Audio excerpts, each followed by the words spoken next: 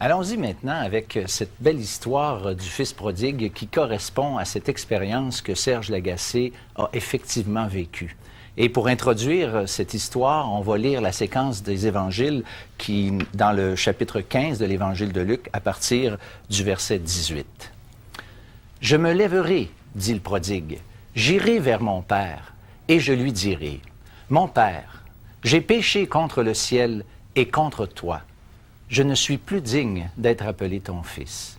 Traite-moi comme l'un de tes ouvriers. » Et il se leva et alla vers son père. Comme il était encore loin, son père le vit et fut ému de compassion. Il courut se jeter à son cou et l'embrassa. Le fils lui dit, « Mon père, j'ai péché contre le ciel et contre toi. Je ne suis plus digne d'être appelé ton fils. » L'expérience de ce jeune homme raconté dans cette histoire nous correspond en fait à ce que la Bible appelle la repentance. La Bible nous rapporte que la repentance est une expérience par laquelle nous devons tous passer.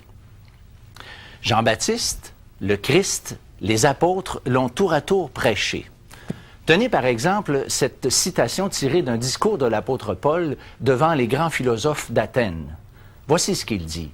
Dieu, sans tenir compte des temps d'ignorance, annonce maintenant à tous les hommes, en tout lieu, qu'ils ont à se repentir. La repentance, donc, est un prérequis absolu pour nous ouvrir le ciel. La repentance fait partie intégrante du message de l'Évangile. L'Évangile sans repentance, ce n'est pas l'Évangile. Nous pouvons définir la repentance de façon suivante. Elle est un changement, et pour pas dire un changement d'attitude. Voilà.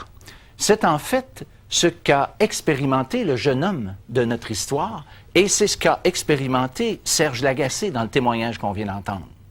Nous allons voir ensemble maintenant 3 aspects importants de la repentance par laquelle nous devons tous passer et qu'illustre merveilleusement cette touchante histoire du prodigue. Premièrement, c'est un sentiment. Le premier aspect que je veux souligner, c'est ce que j'appelle un sentiment, c'est-à-dire quelque chose d'intérieur d'abord qui se vit au plus profond de l'être. Ressentir son indignité. Dans le texte que nous avons lu, 2 fois plutôt qu'une, il est fait mention de ce sentiment d'indignité éprouvé par ce jeune homme. « Je ne suis plus digne d'être appelé ton fils. » Nous avons ici beaucoup plus qu'une simple convenance. Tel était le sentiment qu'éprouvait le jeune homme au plus profond de son âme. « Je ne suis plus digne d'être appelé ton fils. » C'est ce qu'il s'était proposé de dire à son père. Et c'est ce qu'il a effectivement dit à son père. L'apôtre Paul utilisa une expression intéressante pour parler de cet état d'âme. Lisons ensemble dans la 2e épître aux Corinthiens, au chapitre 7, et à partir du verset 9. « Je me réjouis à cette heure, dit Paul, non pas de ce que vous avez été attristés, mais de ce que votre tristesse vous a porté à la repentance, car vous avez été attristés selon Dieu. En effet, la tristesse selon Dieu produit une repentance à salut dont on ne se repent jamais, tandis que la tristesse du monde produit la mort. » Ces textes soulignent le contraste entre, d'une part, la tristesse selon Dieu et, d'autre part, la tristesse selon le monde. La tristesse selon Dieu ressemble étrangement à un lourd sentiment de culpabilité. Cependant, ce sentiment de culpabilité est produit par le Saint-Esprit et a comme objectif de nous convaincre de notre besoin d'un pardon. Il est un peu comme les symptômes d'une maladie qui, généralement, nous portent à consulter un médecin. De la même manière, la tristesse selon Dieu nous conduira éventuellement à la repentance. La tristesse selon Dieu est à l'opposé de la tristesse selon le monde. Plutôt que de nous conduire à la repentance et finalement à Dieu, cette dernière nous amène au désespoir, voire à la mort.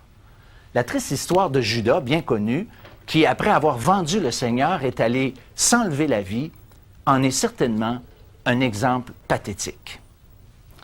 Ressentir son besoin de changer est un deuxième aspect de son état d'âme qui est suggéré par le début du texte. « Je me lèverai, dit-il, j'irai vers mon Père. » Il parle encore au futur à ce moment-là.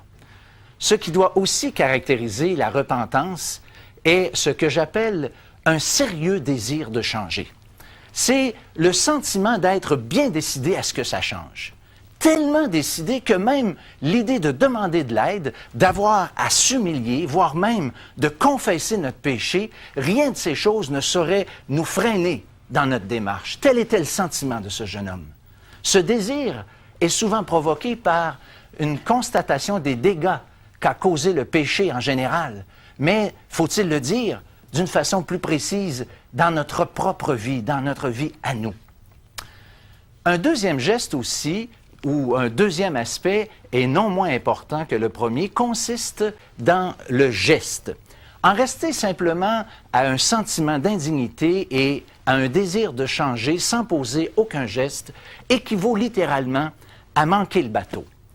Ce geste est illustré dans l'étape qui suit logiquement les sentiments de tristesse et de culpabilité qu'a éprouvé le prodigue.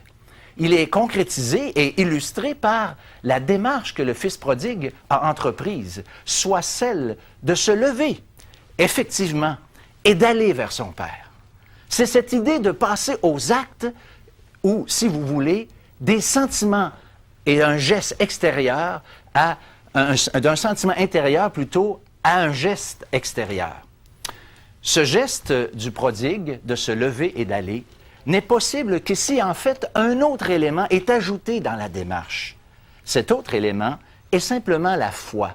Ce qui a poussé le prodigue à se lever et à partir est cette faible mais suffisante confiance que son père serait éventuellement prêt à peut-être le prendre comme employé.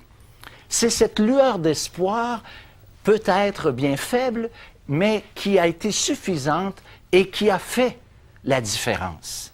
La Bible nous rapporte par la plume de Jacques que la foi sans les œuvres est morte. Ainsi, c'est la foi, cette confiance, cette lueur d'espoir qui a fait que ce geste de se lever et d'aller a pu se matérialiser. C'est cet élément de foi qui fait la différence entre la tristesse du monde qui conduit à la mort et la tristesse selon Dieu qui produit une repentance à salut. Maintenant, il faut parler d'un aveu, d'une confession. Le troisième aspect de la repentance est celui qui, pour ainsi dire, vient boucler la boucle. C'est celui de l'aveu, de la confession.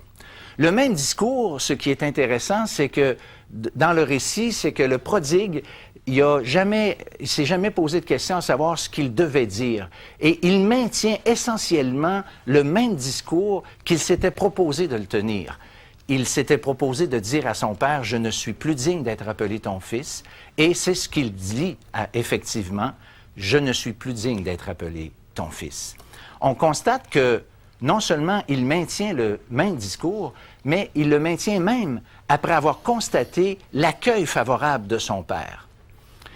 Une autre chose aussi intéressante qu'il faut remarquer, c'est qu'il assume sa responsabilité.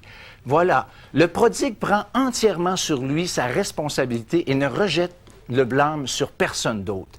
Il dit « J'ai péché et je ne suis plus digne ». Il refuse de mettre au banc des accusés qui que ce soit ou quoi que ce soit. Brièvement, on peut aussi dire qu'il ne minimise pas sa faute. Et voilà une dernière chose, ni lui ni le Père ne minimisent la gravité de sa faute. Nous n'entendons personne dans cette histoire dire quelque chose comme « ce n'est pas grave, ce n'est rien » ou « c'est bien correct ». Bien au contraire, le prodigue dit clairement « j'ai péché contre le ciel et contre toi ». Chers amis, il faut en venir à ce fait.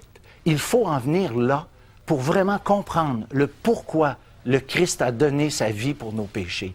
Et venir à Dieu dans une telle attitude, et Dieu, comme le Père de la parabole, nous montre clairement que Dieu veut et peut maintenant nous pardonner, simplement parce qu'il a donné sa vie pour nous.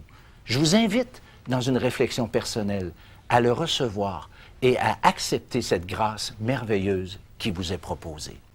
Amen.